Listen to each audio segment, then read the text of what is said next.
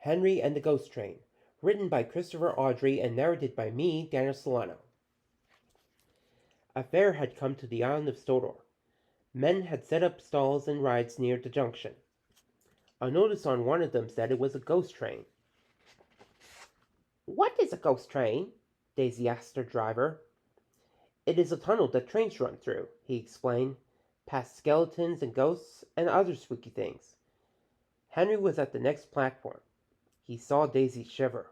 "Pooh!" he scoffed. "I'm not scared.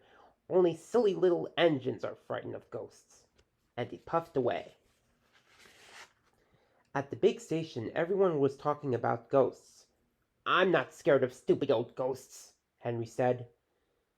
But he did not want to meet one, just in case. That evening, Henry's driver told him, "Part of the tunnel roof has collapsed. The Fat Controller says we must take some men to clear away the rubble." "Bother," rumbled Henry.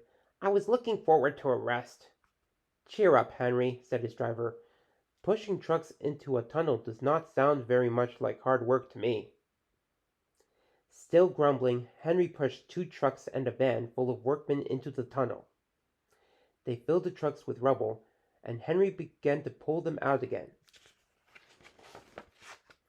He was going nicely when suddenly there was a loud clanking noise. "Your tender is off the line," said his driver. "We must have run into some rubble. We can't go forward and we can't go back. We shall have to wait until the Fat Controller can sort something out." It was very quiet in the tunnel. The workmen walked home, and Henry dozed. But he woke up with a start. He was moving. "Ooh, ooh, ooh, ooh, ooh, ooh," wailed a ghostly voice, and a white shape floated towards him. Henry was terrified. Henry was icy cold, and his wheels were shaking, but he hurried on. Suddenly, something strange fluttered in front of him, moaning and groaning. Everywhere big eyes were staring at him out of the darkness. "Peep, peep," he whistled loudly. "Help me!" Then Henry saw a station ahead. He felt much better now. He slowed down to stop, but when he saw what was on the platform, he did not want to. The station had a skeleton staff and a very thin controller. And waiting to catch the train was a vampire. When he heard "boop, boop" in the distance, Henry felt better. "That sounds like Gordon," he said.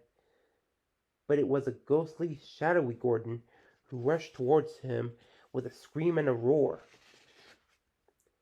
Just as Henry felt he could bear no more, he heard his driver's voice. "Wake up, Henry," the driver said. "Your tender is back on the line. We can go home now." Henry was delighted. He went quickly back to the shed and had a long drink of water. He felt better after that. But he was careful not to tell the other engines about the ghost train.